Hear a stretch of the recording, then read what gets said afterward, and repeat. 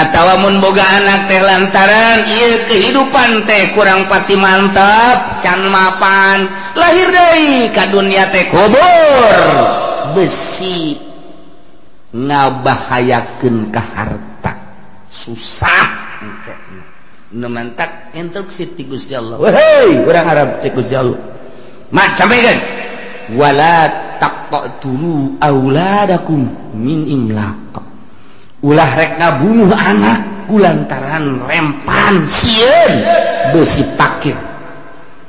kulantaran di dieu teh aya min aja imlakin besi pakir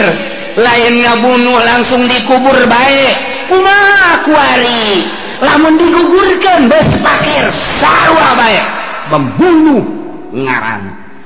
atawa kuari mah azlu bae azlu di azlu teh artina begitu dek keluar cai bade cabut besi anakan emang benar gitu lah can mapan dia besi pakir sarua jeung ngabunuh azlu eta nomor katilu ditahan ulah kena boga anak cukup 2 saja masuk kabeh lain kabeh cukup 2 emang kurang bayangkan coba orang kan hanya jadi karyawan yuk atuh kan pendapatan saya kan orang lah iya imah gecan boga ya motor gen kreditan kumaha lamun timbul anak deui ya pokoknya mah besi susah lah ka dituna tah eta kos kitu teh ngabunuh ngaran dilarang ku agama kabeh larang ku agama mun sieun pakir azlu dilarang ku agama besi pakir mah sieun besi pakir mah kemudian atuh ayeuna mah kitu komo ngabunuh langsung mah menggugurkan besi pakir haram ngabunuh sarua bae aya nu ngabunuh geus kaluar aya nu ngabunuh di jero beuteung keneh aya nu ngabunuh tibahaneun sarua lamun elatna min imlak besi pakir tetep pembunuh keneh bae ngabunuh keneh bae haram hukum emang na urusan rezeki kumaha kitu cek Gusti Allah nahnu narzuqukum wa iyyahum Muhammad bejakeun kepada kupar-kupar Mekah kunaon make jeung sieun pakir endahan dikubur hirup-hirup atawa diazdu dicabut teu diasupkeun ka peranakanana atawa manehanana ditahan peranakanna supaya ulah boga anak kabeh ngaranna ye nahnu narzuqukum kaula nu agung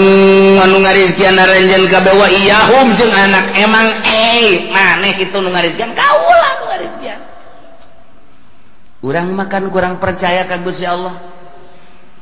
kurang keyakinan ka Gusti Allah Gusti Allah ngajelaskeun wa ma min dabatin fil ardi illa 'alallahi rizquha Al-Qur'an teh tepati-pati anu lempang kumalandang di luhur bumi kecuali Allah nu bakal ngarizkian wari aya surat ti bupati mun maneh jadi PNS bakalna ieu aya gaji Eselon hiji sekian, eselon 2 kasih, eselon 3 sekian, eselon 7 sekian. Emang aya ge diayakeun bae lah pokona eselon 7 ge. Tah, eta berbagai golongan-golongan 1 2 dan sekian. Guru golongan hiji sekian, 2 sekian, 3 sekian. Eta keputusan. Tah, geus. Kuari diadukeun. Percayaan keneh ka Gusti Allah apa percayaan keneh keputusan bupati? Ternyata percayaan keneh ka bupati padahal bupati ge menangieun Allah paeh saruanya lagi tapi kurang percayaan ka ieu aduh aing mah ieu beusi teu digaji dek terus bae digawe pokona beusi teu digaji rempan aing teu asup di ngaguruan asana dipecat aing mah ke gaji aya ti Gusti Allah mah ieu acak Gusti Allah aing nu ngarizkian sia mah ibadah bae ka aing sugan boga kasieun henteu teu salat atuh biasa-biasa bae tenang-tenang bae kalem-kalem bae teu puasa tenang-tenang bae tapi ku Allah dirizkian bae tah ieu urang mah percayaan keneh ka makhluk dibandingkeun jeung ka Allah lam yahzalim qatu taha mutlaqan wa mata sa'aba aslan fi mada zamani ya rabbi bil balil maqam tahu kadar ieu cek Kangjeng Nabi hei kafir-kafir kadar ieu seakan-akan nanya kapan eta kafir teh mah deuk naraon ieu kami kadinya teh dipanggil oh nu mantak dipanggil teh atslu ma harrama rabbukum alaikum kaula bakal nyebutan macakeun hukum-hukum anu diharamkeun ku pangeran aranjeun kabeh maneh teh ngomong nang di pangeran yo aya hukum keputusan ti pangeran ieu nu bakal dicaritakeun ieu dengekeun ayat sabaraha Ahmad ayat 9 bakalna 5 jelas nu 4 samar 5 jelas 4 samar dijieun di 2 ayat cik coba kumaha man cek Abu Jahal kami aya ngadengekeun instruksi ti pangeran ya dengekeun nya mana nomor kahiji alla tusyriku bihi syai'a Allah ngainstruksikeun ka aranjeun kabeh dengekeun ku ciling maraneh kabeh nu 5 perkara nu jelas teh nomor kahiji ulah sok ngamusikeun ka Gusti Allah saeutik ge ulah aya syirik sugan teh naon mah siapa nyinggung aing teman-teman ulah aya ngamusyrik kok bisa kos kitu sih man kunaon eta cek pangeran kieu cek pangeran deuk pangeran mah ka Allah bae ulah sok make Uzza Manat Lata kan ka pangeran mah teu kadeuleu cek yana gaib pangeran mah kami ge percaya aya pangeran teh ngan atukan urang kulantaran gaib hese geus bae make nu aya heula nu kadeuleu ieu teh pangeran tuturunan kapan ti karuhun urang kadeuleu atuh tinggal disuguh bae justru etalah instruksi ti Gusti Allah nomor kahiji alla tusyriku bihi syai'a ulah musyrik nomor kadua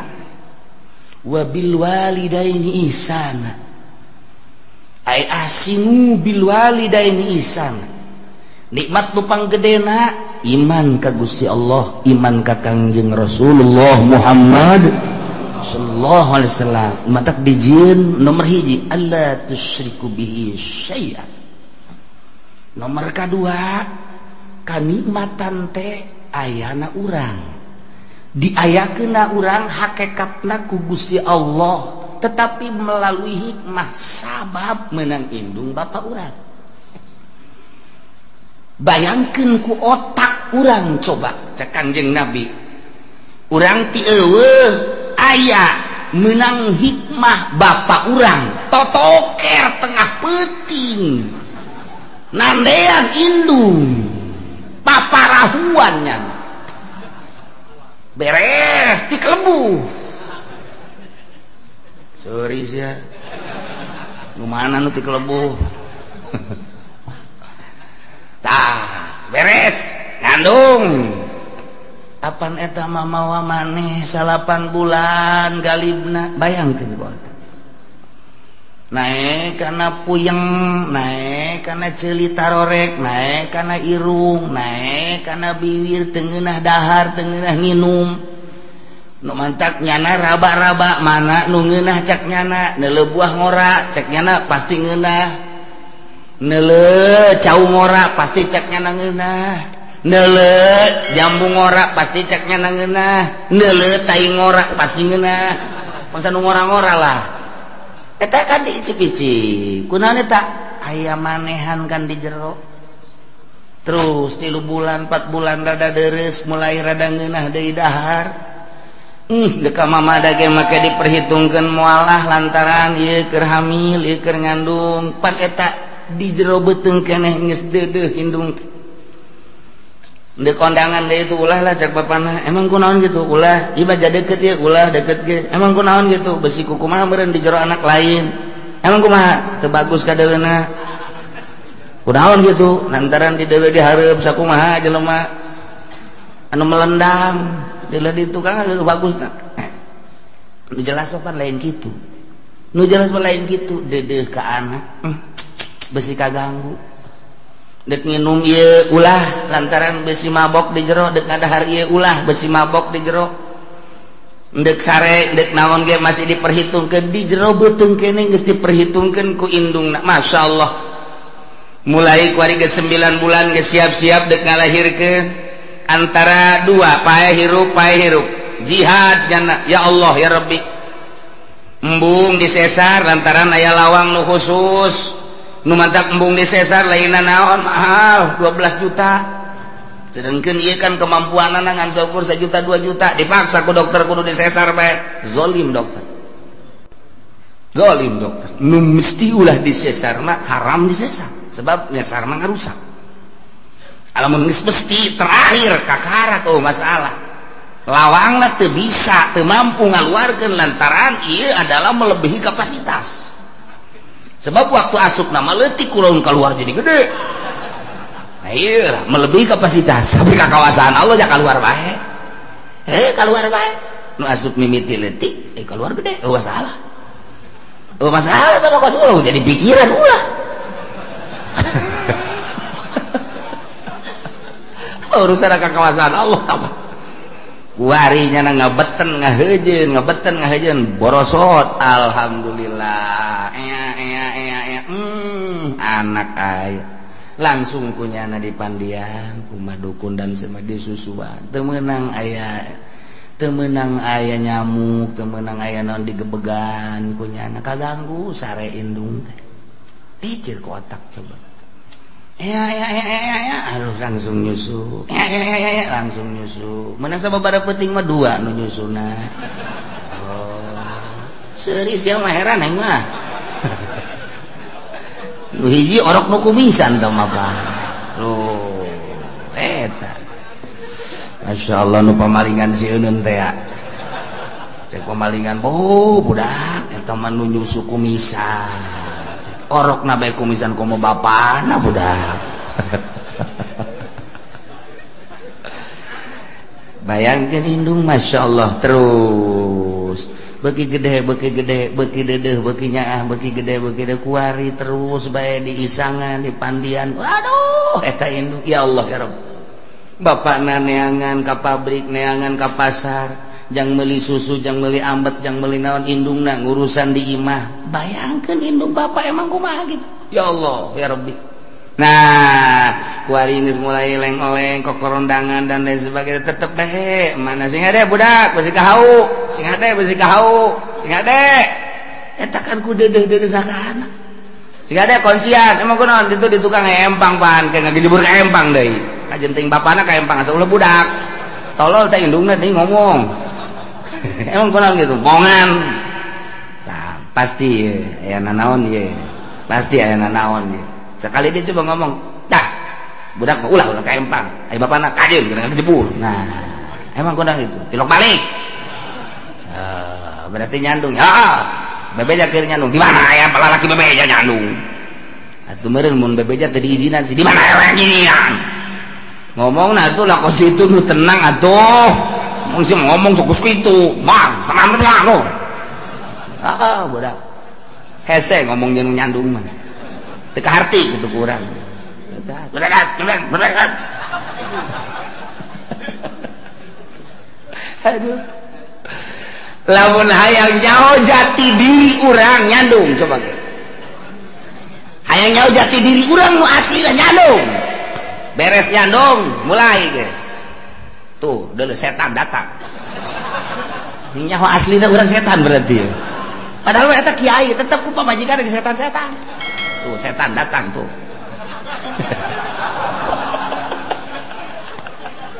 eta nyaho aslina urang cangkilan kiai di setan-setan ku pamajikan atuh komo tukang karung mah bae juri geledegan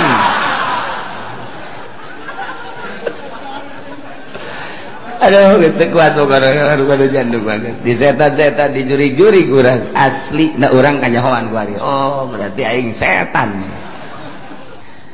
Tah, maleureun-eureun ngomong mah maleureun-eureun 3 bacem. Hiji jeung nu dicandung moal aya anggeus-anggeusna. Ti isuk datang ka sore datang ka isuk ge moal putus. Nomor kedua nu susah, nyana nyaritakeun ka susah moal anggeus-anggeus. Nomor katilu nu gede hutang moal anggeus-anggeus.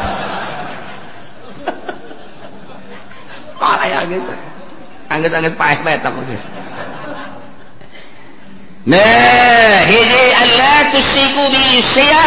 Nomor kedua bayangkeun lantaran indung ti mimiti ngandung ngalahirkeun ngurus nyusuan dan lain sebagainya datang ka onggong-onggong dan lain sebagainya tetap deudeuh da ka anak bae. Deuk ka mamana ge moal anak. Deuk ka mamana ge kela besi anak. Aro anak we anak. Maka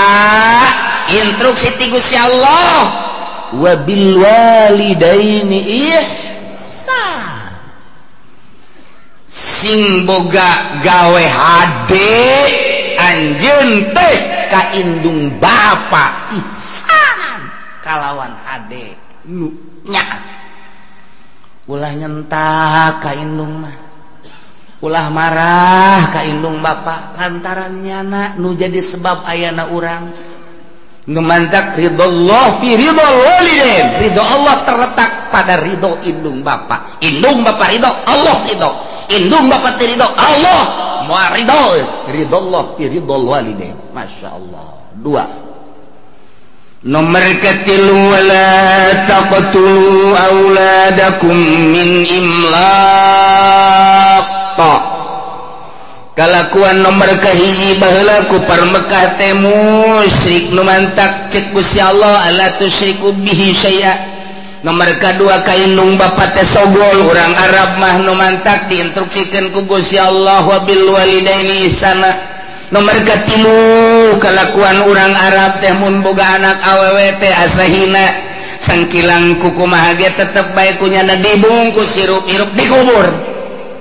Atawa mun boga anak teh lantaran ieu kehidupan teh kurang pati mantap can mapan lahir deui ka dunia teh kubur besi ngabahayakeun ka harta susah engke nu mantak instruksi ti Gusti Allah. Wahai urang Arab cek Gusti Allah mat sampaikeun wala taqtulu auladakum min imlaq. Ulah rek ngabunuh anak kulantaran rempan sieun besi pakir.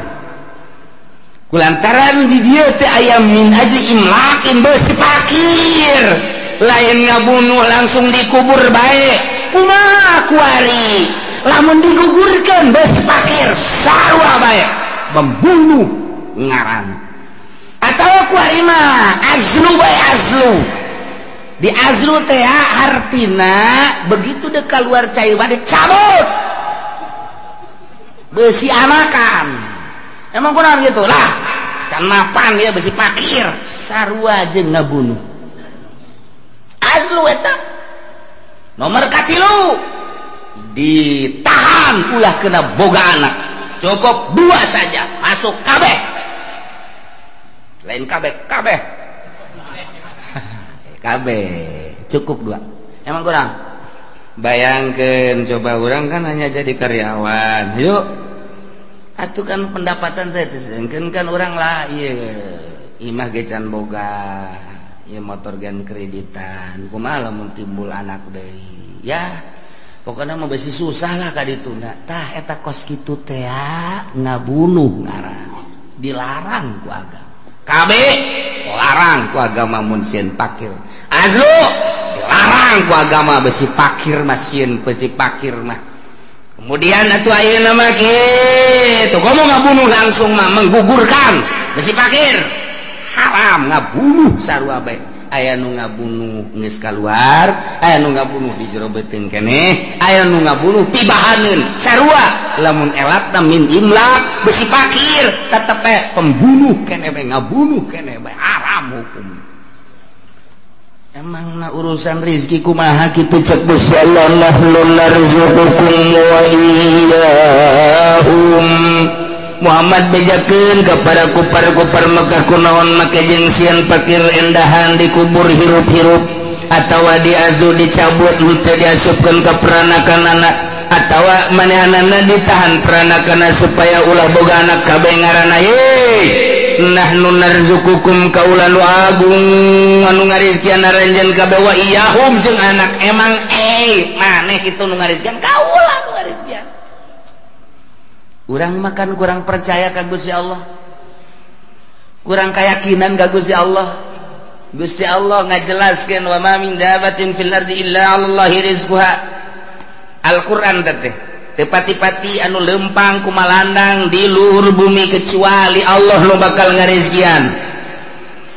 wari aya surat ti bupati mun maneh jadi PNS bakalna ieu aya gaji eselon hiji sakian eselon 2 kasia eselon 3 sakian eselon 7 sakian emang aya ge diayakeun bae lah pokona eselon 7 ge tah eta berbagai golongan-golongan 1 2 dan sekian guru golongan hiji sekian 2 sekian 3 sekian eta keputusan tah geus kuari diadukeun percayaan keneh ka Gusti Allah apa percayaan keneh keputusan bupati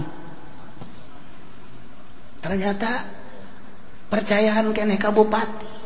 padahal bupati ge menangieun Allah paeh saruanya lagi tapi kurang percayaan kayak aduh aing mah ieu beusi teh digaji dek terus bae digawe pokona beusi teh digaji rempan aing teh asup di ngaguruan wah asal dipecat aing mah ke gaji aya ti Gusti Allah mah ieu acak Gusti Allah aing nu ngarizkian sia mah ibadah bae ka aing sugan boga kasieun henteu teu salat atuh biasa-biasa bae tenang-tenang bae kalem-kalem bae teu puasa tenang-tenang bae tapi ku Allah dirizkian bae tah ieu urang mah percayaan keneh ka makhluk dibandingkeun jeung ka Allah nu mantak ipis jasa iman entek terus aya pendidikan tasawuf maksudna supaya keyakinan ka Allah teh mantep dididiklah supaya bergeser keyakinan teh ka Allah setik supaya pol ka Gusti Allah kena boga pol ka Gusti ini berbagai bab ieu keur bab rezeki bae polkeun ka Gusti Allah mandak lamun geus bisa pol ka Gusti Allah ti eueuh ka aya nang Allah kuari aya diurus ku Allah rezeki teh ya geus ditulis memeh urang lahir geus maksum berarti kan geus aya bagianana nu bakal ka urang moal bisa ku batur nu ka batur moal bisa ku urang andai kata ku kumpulan sadunya deuk meunangkeun nu lain urang moal bisa nu lain jatah urang kumpulkeun jelema sadunya supaya ka urang moal bisa nu bakal lain ka urang tarik ka urang moal bisa nu bakal ka urang tahanan ku sadunya moal bisa datang bae tah supaya keyakinan kos kitu abe mantap ibadah ka Gusti Allah iyalah tasawuf ngaranna mulai urang boga keyakinan ka Gusti Allah geus aing mah dagang moal tani moal geus deuk ka Allah bae aya teu masalah aya sesuai mah jeung kelas teu masalah ngan aya teu sesuai jeung kelas ulah cek pamajikanana ka pan teu ka warung lah ka Allah bae pasrah ngojek atuh ka ngojek ge sarua teu kurang pasrah ka Allah pasrah we ka Allah capoe dua poe ka urang teu dahar geus kumaha Allah bae kieu bae tuh ka aya geus kos kieu urusanana kakak-kakak tuh ka Allah kula mah deuk balik itu ulah balik bang mangkudan atuh aing butuh pangkasia tuh aing dibutuhkeun cek nyana aya di paraban teu eta aya paraban urusan Allah aya butuh urusan aing puyeng cek nyana ieu kakak eta kudu ngaji deuk nasawuf deuk norekat kudu ngaji lamun teu ngaji cilaka aya pendidikan khusus supaya mantep keyakinan urang mun nyaritakeun keyakinan loba macam-macam ieu mah carita nu luhur Abu Yazid al-Bistami lepas kutubul aulia ngan memehna nyana zuhud geus jadi raja zuhud kapanggihlah jeung Ma'rufil Qurhi Assalamualaikum salam ai maneh datang ke mana kazuhudan maneh cek Marupil Qurhi cek Abu Yazid kieu ulama zuhud teh coba tanpa ayat terbersit di hati ngahayang-hayang boh usaha boh tani terhadap dunia bagus aya bae di dahar eueuh bae sobar eta kitu kulama sakitu cek Marupil Qurhi anjing kula ge kos kitu ambo cak Abu Yazid anjing kos itu di negara kulama aya bae di dahar eueuh bae nya sabar paling ngelem tah anjing kos kitu berarti maneh mah zuhud ka karang ke kos anjing ya Allah atuh kudu kumaha kieu nu hebat ulah hayang kana dunya di mana aya bikeun ka batur di mana eueuh sabar atuh pae cak kana kos ya berarti can kuat maneh tah jadi Ki Abu Yazid al-Bistami jeung Ki Marupil Qurhi eleh luhur dina zuhudna ku Marupil Qurhi lantaran cek Marupil Qurhi aya zuhud nu asli mah kos itu aya urang sakadar icip-icip bae sasana bikeun ulah datang ka diendekeun di iman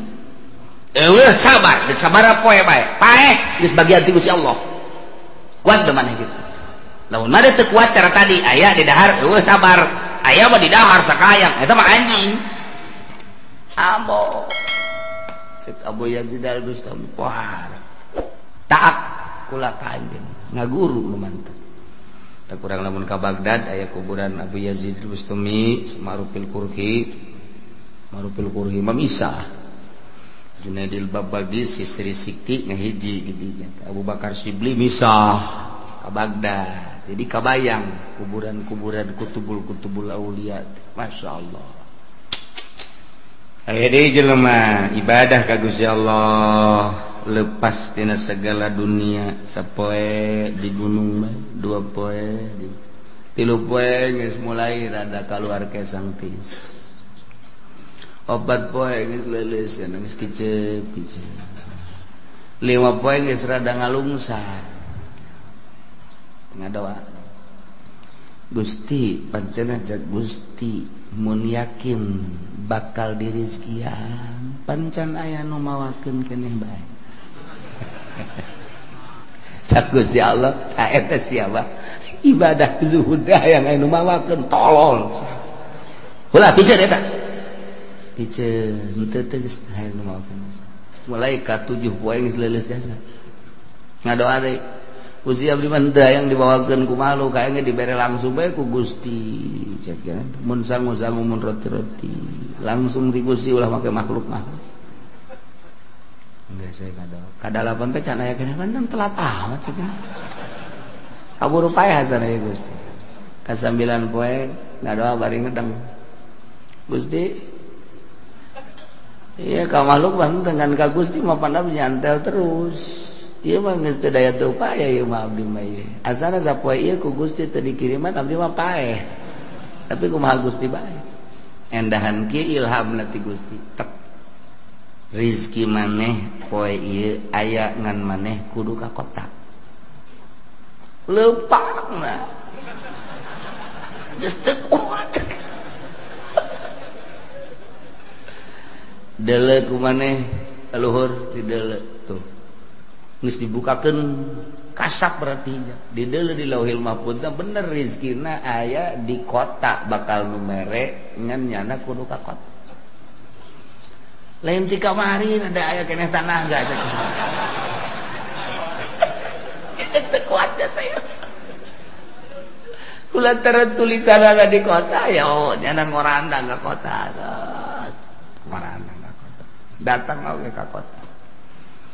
sejuk di kota dia bener teu kebal teh aya nu mere sangu sapiring cai na sagelas digeran di inum di dahar seger alhamdulillah ngadoa Gusti pan Gusti mah maha kawasa atuh endek kadatangkeun rezeki mantak naon di gunung di leuweung kudu abdi ka kota capek Ieu make kudu ka kota keneh bae. Haju eta make leungeun manusa tah abdi nu teu resepna mah aya langsung ti Gusti gedebug kitu tah. Mun roti-roti bug ka handap. Emang pikiran urang ge kos karar itu eta. Pikiran urang teh majar urang mah ibadah teh kos kitu. Cek Gusti Allah. Di mana encan wajar jadi wali aing. Ku ari mah ulah waka zuzuhudan kaleuweung cek ngana maning mondok heula bae. Santren tangan kiai can kailmuan ku sia ilhamna maksudna kos kitu teh ulah waka khalwa ka gunung kaleuweung lantaran ilmu kurang moal saimbang ke lain jadi wali mikung sia ayeuna neangan heula guru neangan nyana guru kebenaran eta lah di antara dua Bu Yazid Al-Bistami Syekh Ma'rufil Qurhi. Jadi nggak guru deh tak bisa nu bodoh mah di bawah zuhud teh teu bisa. Nu bodoh mah pan ari anu pinter mah rezeki mah geus dibagi ieu kekilitrikan mah kekilitrikan bae tetep jatuh ai lain encan wayah mah tetep teu bisa. Boro-boro jauh nu geus di bibir ge ai lain bagian urang mah kapan kokotok jago dipacok sok. Tinggal urang mah naleungkeun ye sia geus di bibir aing da kan. Orang keur ngadahar jagong aya kotok jalak eta mah percis teh mah kos calo duit mentaan ku babaturan set atuh lain milik ulah motor lain milik urang dibawa ku pamalingan. Nah ige supaya teger dina ilmu urusan kazuhudan masantren heula mantak moal bisa jelema diangkat jadi wali lamun teu masantren moal bae kan jadi kumaha kajenting nyana di Trisakti di UGM misalna yeuh kuliah mana selain kuliah deh kuliah lah pokona geus di mana tuh di IAIN misalna terus moal bisa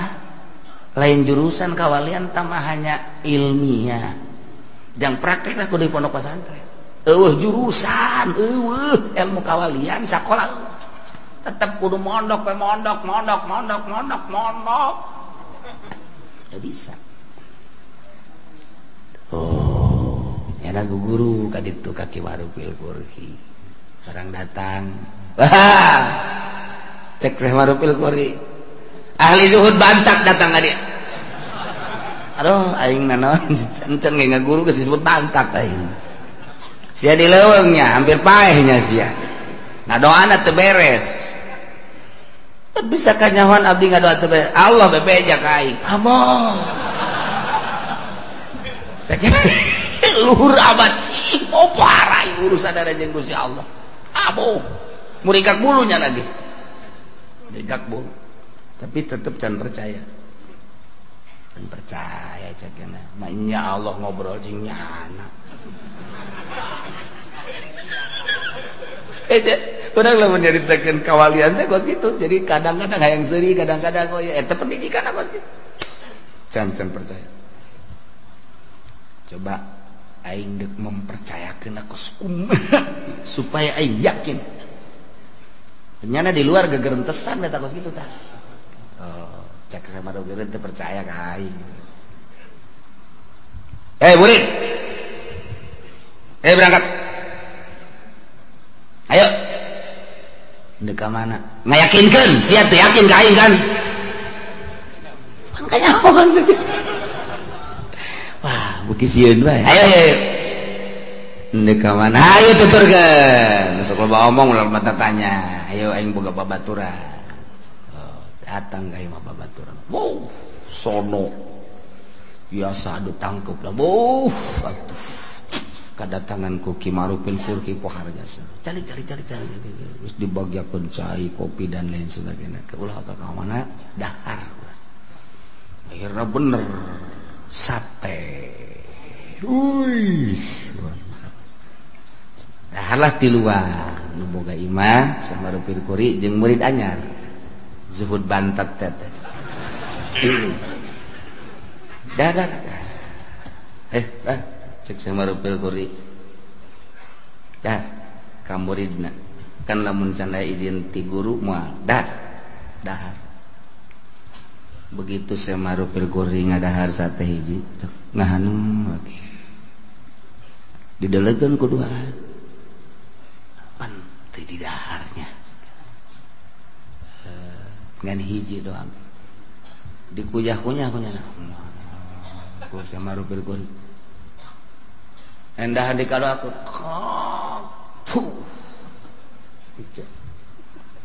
ke sekolah pada pamit baik sok dahar-dahar belum pamit atuh geus pamit tinggal nu duaan urang cenah ieu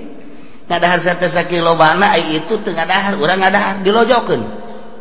ieu pan teu beres sih berarti sate teu beres ya kajian kuku bahagia sebab Syekh Marufil Qurhi mah lamun beres mah sok dahar bae coba urang tes datanglah ke tukang sate Waalaikumsalam ieu sate kan geus dibayar masalah sakian teh mena nang di mana menang meuli nu bener ya bener dang meuli nu bener ya urang mah lain lalagan urusan mayar 2 kali 3 kali masangan dek dicek ieu embe naon nu sabenerna pan bisa marah gitu kula kadatangan guru kula Syekh Marufil Qurhi kemudian dahar aduh eta satena kunyana diicip-icip lah jadi balang teu mungkin lamun ieu teu bermasalah Masya Allah hampur aja na kula can tukang sate emang kurang gitu embe paeh ku kula di sate cak anu bantat juhud teh nyahoan kitu cenah tah guru urang embe paeh teh embe nu teu dipencit di sate kok kanyahoan pan urang mah eta mun lamun urang bae terus teh ya urang kadahar bangke kan tuh atuh pati bangsa beungeut-beungeut ku sate teh jangan apa atuh teh jarang urang biasa bae dek bangket dek naon pokona mah 15 tusuk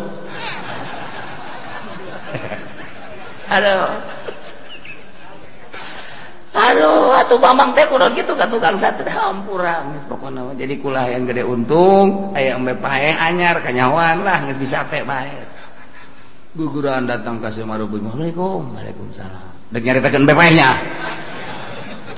pan geus cahudi bae eta cak muridna teh cak muridna mama geus kula yakin ka mama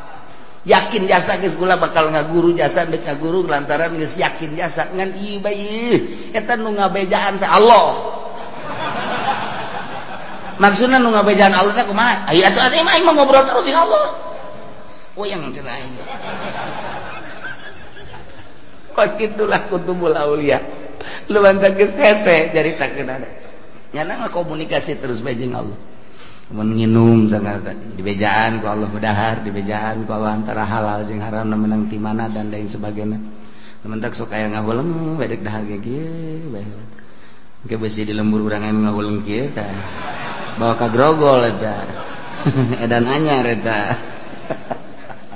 ayo sekelumit nyaritakeun tentang wali Allah pohara jasa nu bodoh masa dek dijadikeun wali bodoh mentak mun hayang urang diangkat boga derajat tetep kudu masantren teu bisa tuh masantren cenah masantren modern teu bisa masantren modern lain ulah terus sekedar ilmiah jangan ramekeun negara urusan politik bae jurusan-jurusanana urusan agama ngan endek ngajurus ka darajatna salapi teu bisa di modern lain ulah modern teh ngan sebatas beung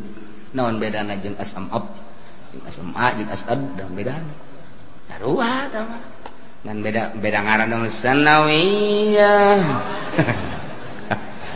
eta doang beda da sakit sarua jang derajat teh tetep ngantren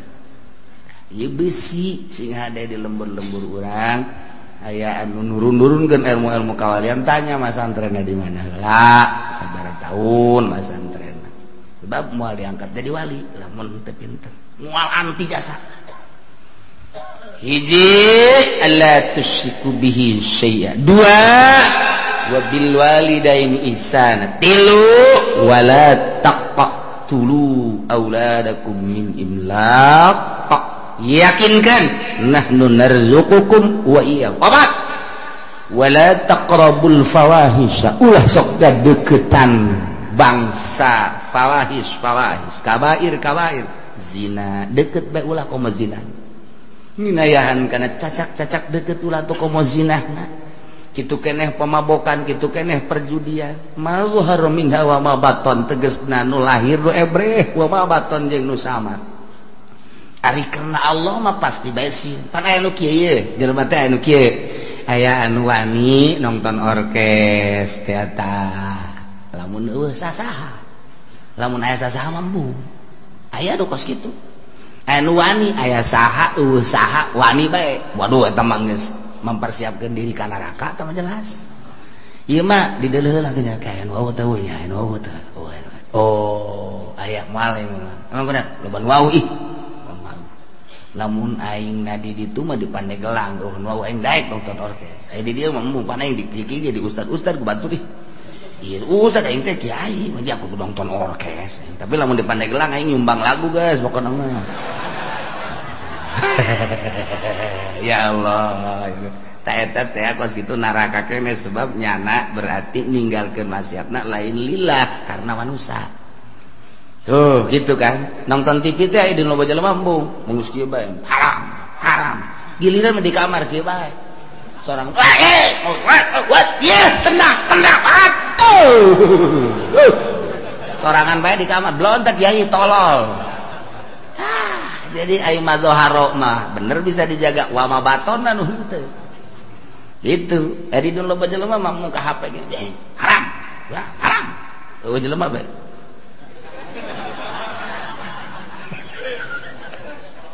eta loba teh kiai nu geus kitu loba teh kiai loba aya bangsa pengusaha mah geus teu kudu kikituan mah geus ngajebur tah mah teh heula ieu mah kiai aya dinu loba jelema aya murid mung tapi sorangan boh tak eta henteu wa mabaton mazhar berkurang lillah berarti mun kadeuleu ku masyarakat nya ngajaga mun sorangan mah henteu tah eta cilaka tah bakos kitu ieu mah wala taqrabul fawahisha ma dhahara minha wa ma batan nu ebre nu samar ditinggalkeun ku nyana lantaran sieuna lain ka makhluk lain ka manusia Allah berarti kerlobaan kersorangan akur bae nu dipake kasieuna Allah sedangkan Allah mah neulekeun teu neulekeun godim Allah mah sugan aya nundutan la takhuduhu sinatu wala nah teu pernah sare Allah teu pernah nundutan acan urang di bos mah bisa bah bos keur nundutannya jelap bae tuh guru keur neulekeun nya ayo ngarokok bae ngaji los masalah teu kadeuleuh cek kana teh eta mah lain ka Allah kan kos gitu mah ka guru ka bos itu mah henteu ikhlas kalima wala taqtulun nafsallati haramallahu illa bil haqq ulah rek bunuh maneh kawak-kawakan sebab baheula di Arab mah teu meunang salah saeutik cekal bunuh kumaha kahayangnya namae ngaganggu ka nyana bodoh nyawa teh murah baheula mantak instruksi ti Gusti Allah aturan ti Gusti Allah ieu nu lima nu jelas terakhir wala taqtulun nafsa ulah rek bunuh awak-awakan allati haramallah nu ku Allah diharamkeun illa bila kecuali mangga model kumaha ngabunuh deui qawad ngaranna atawa murtad